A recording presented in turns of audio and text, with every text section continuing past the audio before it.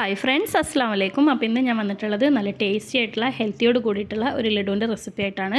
അപ്പോൾ ഇത് എന്ത് വെച്ചിട്ടാണ് ചെയ്യുന്നത് എന്നുള്ളതൊക്കെ നിങ്ങൾ വീഡിയോ ഒന്ന് സ്കിപ്പ് ചെയ്യാതെ തന്നെ കണ്ടു നോക്കുക. അപ്പോൾ ഇതാ ഞാനിവിടെ ഒരു പാൻ എടുത്തിട്ടുണ്ട്. അതിലേക്ക് 250 ml കപ്പിൽ ഒരു കപ്പ് അവിൽ ചേർത്ത് കൊടുക്കുന്നുണ്ട്. ഏത് അവിലാണെങ്കിലും കുഴപ്പമൊന്നുമില്ല. നമുക്ക് നന്നായിട്ട് തന്നെ ഒന്ന് റോസ്റ്റ് ചെയ്തെടുക്കാം. ഇപ്പോൾ ഇതാ അവിലൊക്കെ നല്ലപോലെ തന്നെ ഒന്ന് റോസ്റ്റ് ചെയ്തെടുത്തിട്ടുണ്ട്. ഇത് നമുക്ക് പാനിൽ നിന്ന് മാറ്റി വെക്കാം. ഇനി ആ ഒരു പാനിൽ തന്നെ 3/4 കപ്പോളം കടല ചേർത്ത് കൊടുക്കുന്നുണ്ട്. വറുത്തതാണെന്നുണ്ടെങ്കിലും കുഴപ്പമൊന്നുമില്ല. ഞാനിത് വറുക്കാത്തതായ കാരണം എക്സ്ട്രാ ഞാനൊന്ന് വറുത്തെടുക്കുന്നുണ്ട്. അപ്പോൾ കടല നല്ലപോലെ ഒന്ന് വറുത്തെടുത്തിട്ടുണ്ട്. അത് നമുക്ക് മാറ്റി വെക്കാം. ഇനി ആ ഒരു ചട്ടിയിൽ തന്നെ ഞാൻ കുറച്ച് എള്ളും കൂടെ ചേർത്ത് കൊടുക്കുന്നുണ്ട്. എള്ള് ചേർത്ത് കൊടുക്കുന്ന സമയത്ത് ഞാനിവിടെ ഫ്ലെയിം ഓഫ് ചെയ്ത് കൊടുത്തിട്ടുണ്ട്.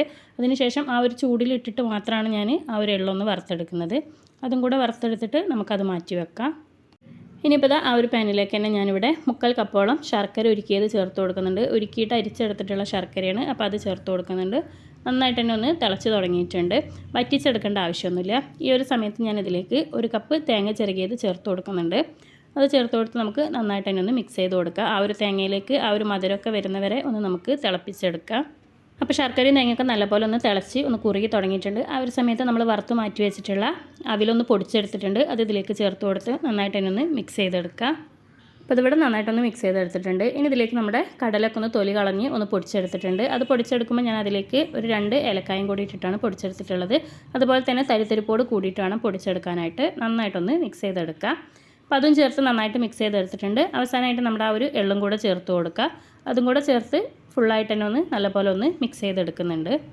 അപ്പോൾ ഇതാ ഞാനിവിടെ ഫുള്ളായിട്ടൊന്ന് മിക്സ് ചെയ്തെടുത്തിട്ടുണ്ട്. ചെറുതായിട്ടൊന്ന് ചൂട് മാറിക്കഴിഞ്ഞാൽ നമുക്കിത് ഷേപ്പ് ചെയ്തെടുക്കാം. നിങ്ങൾക്ക് ഇഷ്ടമുള്ള രീതിയിൽ ഇത് ഷേപ്പ് ചെയ്തെടുക്കാം. അപ്പോൾ ഞാനിവിടെ ലഡുവിൻ്റെ ആ ഒരു രീതിയിലാണ് ഷേപ്പ് ചെയ്തെടുക്കുന്നത്.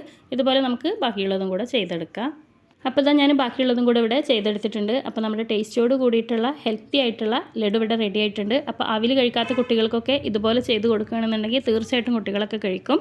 അപ്പോൾ എല്ലാവരും ഇതൊന്ന് ട്രൈ ചെയ്ത് നോക്കുക. വീഡിയോ ഇഷ്ടപ്പെട്ടാൽ ലൈക്ക് ചെയ്യാനും ഷെയർ ചെയ്യാനും സബ്സ്ക്രൈബ് ചെയ്യാനും മറക്കരുത്.